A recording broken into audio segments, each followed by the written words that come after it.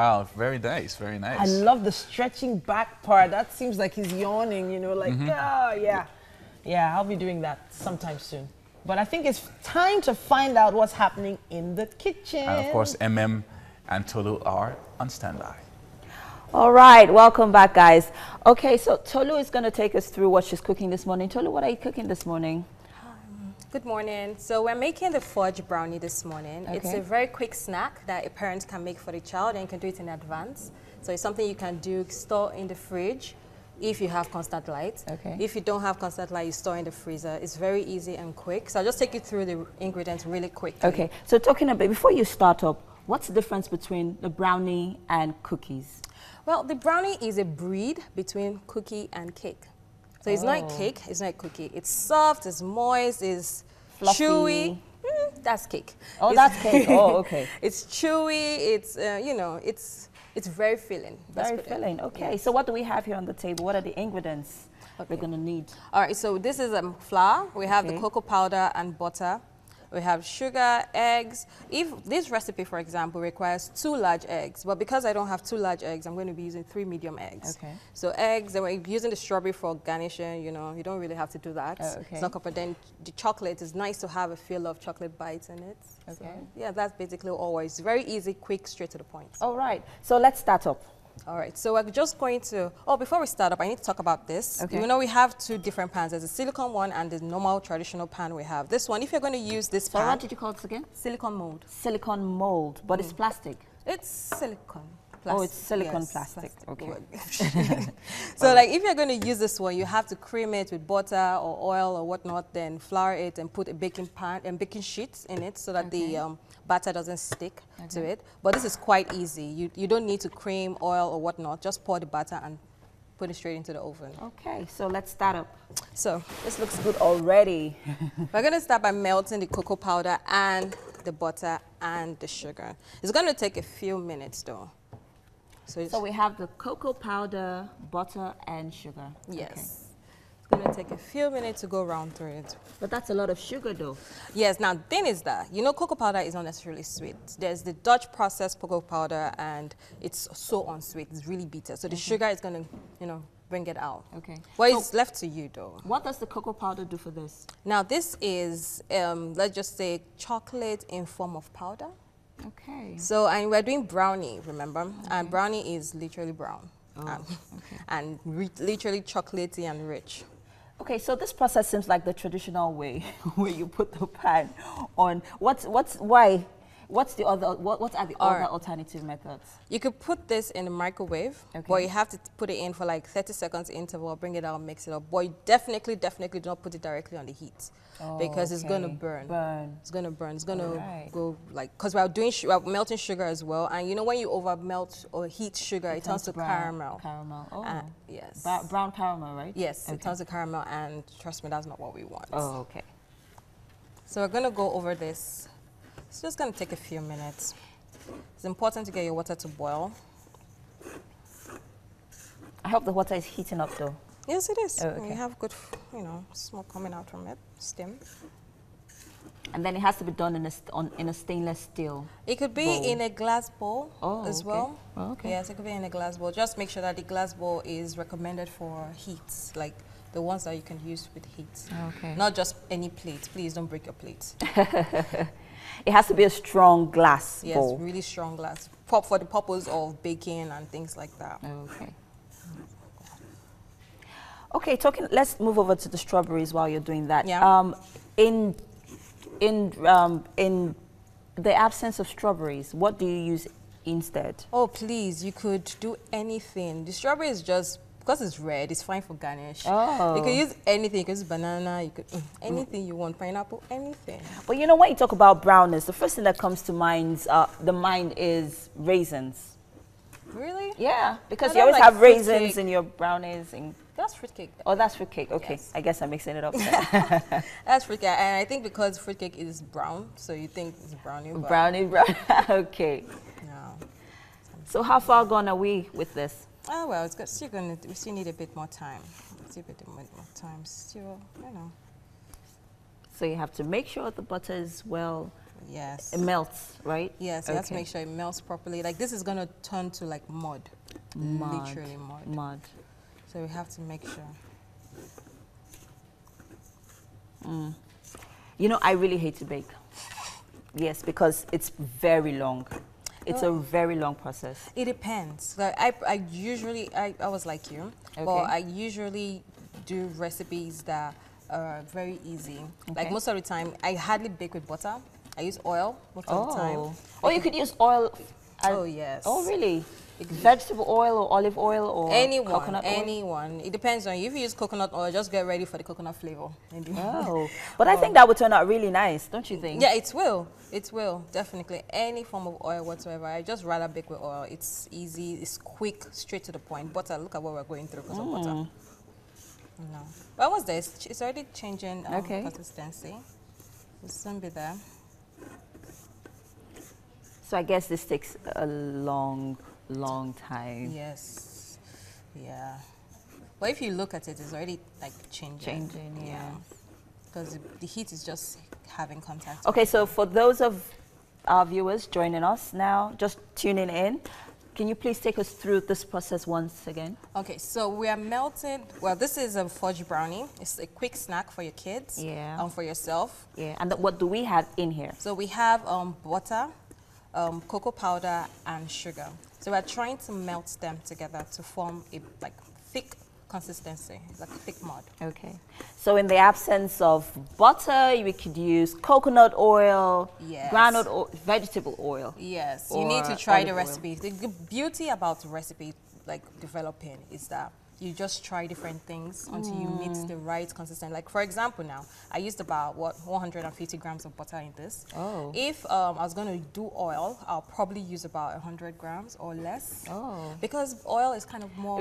It's liquid, so it's going to give you the desired consistency. Oh. Yeah, and after baking, you know, oil will not solidify up like butter and also. Okay. That's why you can tell the difference between cakes baked with oil and cakes baked with butter. Oh, really? What's the difference? Cake baked with butter is fluffy, is thick, is dense. Okay, not really dense, but but you know, it's not a dessert cake. Basically, dessert cakes are baked with oil. Oh, dessert cakes are baked with oil. Yes, because you need to be able to enjoy your cake with spoon. Those cakes you eat with spoon. They are baked with oil. Yeah. And the ones you just have to get off the shelf into your mouth. That's butter. Butter. But in Nigeria, we use margarine. Yes, you know, I was coming to that. What's the difference between butter and margarine? Oh my God, there's a huge difference, like huge. Now, butter is heavier. Margarine is heavier than butter. If you have a recipe where you need 200 grams of margarine or 200 grams of butter, please use, and you have margarine, use like 180 grams. Do not use 200 grams. You're going to pay for it. So it's heavier, the flavor is better. The margarine flavor? No, the butter flavor. Okay. But you know, there are two types of butter. There's the salted, there's the unsalted. My goodness, the unsalted is my favorite. I can eat it just like that. So is this unsalted butter? No, this is salted. Oh, the salted butter. Okay. Yeah, you know, it's quite pricey buying unsalted, but it's okay. All right, so are we getting there or not? We're almost getting there. Look at it. At this point, I think I need to change my whisk. Okay. So, could you grab that for me? This is the whisk. Because it's getting too thick. Oh, okay. And this might not be able to take it around.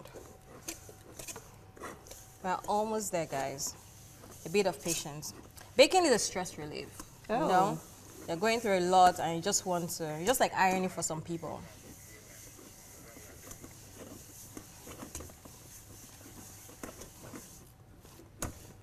Okay. So are we almost there or not? We're almost there. Okay. Almost there. So final whisk and... Then we add the eggs. Then we add the flour. Flour. Eggs and flour. Yes, and at the end of the day, we just add this in it, just mix it in. We're not grinding it. Okay. We just pour it in the pan. Okay, so quickly, let's see that process. The eggs and the flour. Yeah. This is the flour, right? Yes. Okay. All right, so at this point, I'm going to take it off the heat. Okay.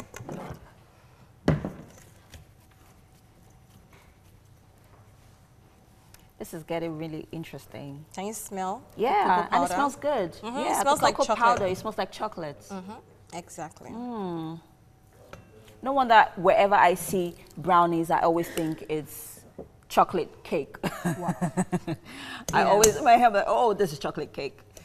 Okay, so I'm just going to break in the eggs now. Okay. Although you have to wait for it to cool down a bit so that it doesn't scramble the egg. But I don't think this is hot enough to cook our eggs. Oh, okay. And the eggs are cold.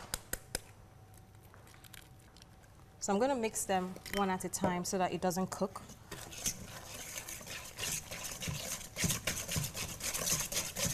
That's interesting.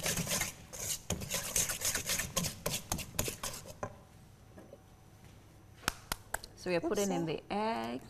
Yeah. You know, this is more like a balanced diet. You have eggs, protein, you have flour, you have fruits. Yeah. Wow. And with and what you have chocolates. With this recipe I'm doing, because like what I do in my bakery is that we try to make everything healthy in a way. So this, for example, this recipe, one serving is literally about 158 calories. Okay. So you can, if you are 150 calories. Is that not for the entire. Well, just this particular serving. So if, for example, you're a fit farm, you know, and you count your calories like some of us. Okay.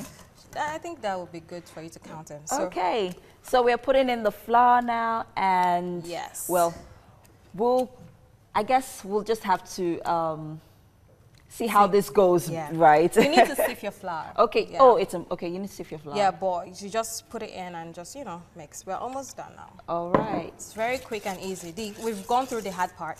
Okay. This is the easy part. This is the easy part. The combining. Okay. Is the easy part. So, okay. Yeah, I was gonna say, always remember to turn on your oven well before you start. Okay. Because you need your oven preheated. Okay. You shouldn't put cake or anything into the oven when it's cold. It's not gonna, you know, come out well. So we are pretty much.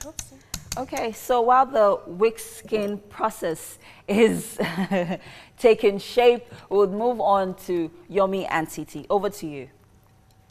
Yes, indeed. Wow, we're back. And is anybody like having a lot of saliva buildup in their mouth right now? Yes, I mean, all that chocolate. So, just to confirm that you were watching, what's the difference between really? You're putting me on the spot now? A brownie and a cookie. Okay, so what I think Chef Tolu said was that a brownie is halfway between a cake and a cookie, right? So it's chewy, it's fluffy, some aspects of it are moist, some aspects of it are, you know, crunchy. So yeah, that's the answer I'm going to give you, and I'm sticking to that answer. Nice. I'm not going any further. But now we need to move along, because in the studio we have Aderonke Odumosun. Now she's a young Nigerian lady who, against all odds, is still standing, having had to travel to 3 continents for correctional surgeries for severe burns sustained in a gas explosion. She attempted suicide 3 times and totally gave up on life. But in spite of all these, hers is a story of survival and living against all odds. And we are super excited to welcome her to the show this morning. Welcome. Welcome, Aderonke. It's good to see you. You look nice and well and ready for action. Yeah, you do.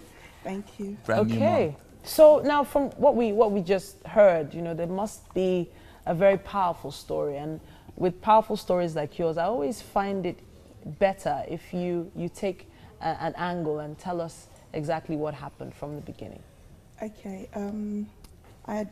I moved back from England after being away for 14 years. Oh, wow. And barely 6 months of me moving back to Nigeria, I had my accident. And on that evening, I went into the kitchen. I was going to make rice. I smelt the gas. The gas was on. Someone had left it on by mistake. I smelt it and I turned it off. But I turned it back on immediately, something I shouldn't have done. I should have opened up the windows and, you know, aired the room. Okay. And it just exploded, literally. 3 seconds just changed my life, literally. Wow. Okay, so it was just a normal day. You came to just cook rice, you put on the gas. Oh, you turned it off when you smelt it. Yes, it was on. I turned it off. Immediately you put it back on. Yes. Okay. So after the explosion, what happened right after that? I was taken to Lasut Bagada, and I must commend the guys at Lasut. They did a fantastic job. Okay. Everyone there, from the cleaners to the front desk to the nurses, they are fantastic. I mean, they saved my life. They applied the first aid and got me to a stable condition for me to then further my treatment. Okay. They even did my skin graft, and when I got to England, they asked me, where did you get it done? I said, Nigeria. They were very shocked. They're like, really? Wow, that they did a very good job. Oh, fantastic. I'm really proud. Fantastic. Now, you say the word skin graft like it's an easy process. Oh, no. So, not to, make anybody sad or anything, but what is the process of skin grafting from the first stage to skin grafting? What exactly did they do for you? So, for you to get skin grafts, that means I was burnt. I had third-degree burns. That was the reason why I had to undergo skin graft. So they get the skin, well, in my case, they got my skin from my thighs. Okay. And then they just put it on your skin, and hopefully your body will take it. For places, as you can see here, my body didn't take this area. So okay, it didn't take that area. Yeah, it didn't take that area. So they just left that bit. Okay. Right. But the other areas they took. So they just put it on there, and then they use the surgical stapler to staple the skin in and just leave it to heal, and hopefully your skin takes it. So why did you have to travel to 3 countries for correctional surgeries? Because I had keloid, and I had an excision here in Nigeria. It grew back. Then I had to go to England, and when I got to England, I had another excision, and I was on steroid, and it grew back again. Okay. And after that, I had to go private in England. I had another excision, and they did. Then they suggested I have radiotherapy. Okay. But they did explain to me that the side effect of that is cancer. So I had to, it was like a catch-22. I had to pick one. So I didn't go for the radiotherapy. Then I went to the US and had an excision, and it grew back again. So for those that don't know what an excision is, could you explain a bit about that? So what they do is they cut off your keloid, and they inject steroid in it, and then you get steroid injection subsequently after that. Okay. I was on steroid for about 2 years. Wow. Yeah. Wow. Okay, so throughout this process, I know you couldn't have been alone through all this. So who was standing by you? I had a strong support system of families and friends, definitely. My mom, obviously, she was my biggest supporter. My friends, my auntie. My mom didn't travel with me to England, but she would call me every day to tell me how beautiful I am. My friends didn't treat me any different to the way they treated me when I didn't have my accident. My family, they would always send me messages, check up on me, and sometimes even attend some of my sessions. Even when I was seeing the psychologist after attempting suicide here in Nigeria, they would, when I went to England, they would come to some of my sessions. That's my siblings in England. They would come to some of my sessions. Yeah. So let's talk about the process. I mean, you had this long process of taking steroids and going through surgeries. Yes. And that obviously took a toll on you mentally. Apart from the physical toll that it took. And you were talking about the first time you attempted suicide. Can you tell us what was going on in your mind at the time, considering everything that you were going through mentally and also physically? I was so scarred, and I was so depressed. I was at the lowest point in my life, and I suppose I felt like my own beautiful truth would show and manifest through my skin. And people would see that I was just clinging on to life by a shredding thread, and I didn't want people to see that. I was so depressed that I didn't see the point of existing. But it's quite funny because looking back retrospectively, that's just so wrong. I shouldn't let anyone make me feel less better of myself, because now when I see scars, when I see people that have gone through any traumatic experience, I see someone that is powerful, someone that is strong enough to tell their story, someone someone that's been through the valley of the shadow of death, and they came out on the winning side, and that's a testament of their inner strength. And it just shows how amazing the human mind and body is, and how sometimes we feel like, you know, we can't overcome things or any obstacle that come, you know, that we're faced. But we just need to seek for that inner strength, and that would guide us through it all. Okay, so I have a question. Now, you mentioned, it's been mentioned that it happened 3 times. You attempted it 3 times. Yes. So between the first time and the second time, did you start any psychological treatment? Did you have a psychiatrist or a psychologist with you that was helping you through it, or was it after the second or third time that you decided to go for that? When you first get out of the hospital, when you're at the hospital, you know, everyone is in the same boat in the burns unit, so you don't really see the magnitude, you know, of what you're going through until you get out. And you know, Nigerians, they like to throw you pity parties. Oh, what is wrong? Are you okay? And I did not like that. And even when I go out and people just stare at me, because the doctors advised me to go out to get sunlight, just so that I can, you know, get my melanin back and all. And people would just be staring at me, and I just did not like that. I just felt ostracized, like I didn't feel among, and I just got fed up. And it's very painful as well, you know, because then my hand was still healing. I had the keloids. It's very, very painful. When I was in Nigeria, I didn't see any psychologist. I didn't undergo any psychological treatment, no. I think at the hospital, they thought I was running mad, and they got a psychiatrist to come down. But my mom had to stop them. That no, there's nothing wrong with her. She's just going through a process, Okay, all right. So now, was there anything different between the first time and the second time? Was it just the same aspects of depression and people watching you the second time as well? Yes, I was just depressed, and I was just tired. I was tired of the old treatment. It was number one, it was very expensive, and it wasn't even the financial aspect of it. It was just draining. I felt like my life was stagnant. I initially moved back to Nigeria to start my business and to just get on with life, and I just felt like my life was just at a standstill, and I was just really upset, and I was just thinking, why did I go into that kitchen? I was blaming myself, and I was just fed up with everything. So I was really at a very low point in my life. Yeah, so let's talk about when things change, like the turning point. So this had occurred 3 times, and at some point you must have decided, you know what, I want to live, I want to experience life, I want to continue and come out of this situation. So what exactly happened that change things around for you?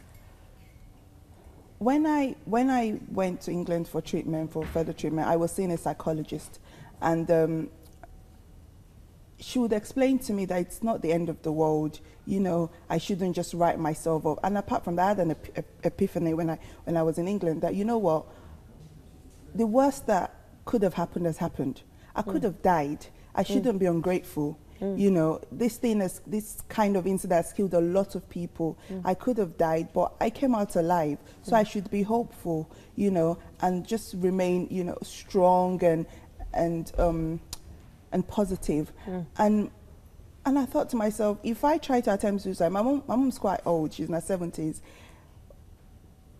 I'm just gonna kill that woman, and she doesn't deserve it. So I need to consider the people around me as well. And this world is a beautiful place to be with. In spite of all of the negativity, all of the tragedies, it's a beautiful place to be with. And I owe myself that responsibility to live the best life I can possibly live. I mean, you only live once, and they say if you do it right, once is enough. So I just had to be strong for myself. All right. So just to round off, if you could tell yourself something back then, what would you tell yourself? You should have worn your scar like it's golden. Wow. It's you know, it shows how strong you are. It shows you have lived. It shows that you have depth, you know, and you should never let anyone put you down, you know, because you're a queen, and you should be ready to conquer the world. Oh, wow. Oh, beautiful. And beautiful. I mean, there's a lot of things going on with you right now. You started your business finally. Yes. And can you tell us a little bit about that? So Bubbleville Integrated Services, we're into pressed juice, parfaits, and smoothies. We have 3 locations at the moment: Law School, Maryland Mall and Grand Square. Wow. Amazing. And you're employing people now. You've got like 20 staff and Yes. things like that. Amazing. Yes. Beautiful. Amazing. Beautiful. Your story, I'm sure, is inspiring a lot of people. I hope so.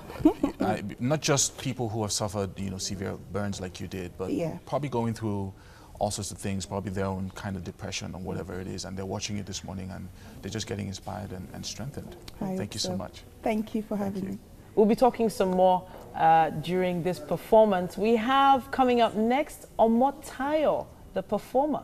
Of course, he's an R&B singer and a recording artist who calls himself a soul provider. He has had many collaborations with top rap artists in the Nigerian music industry.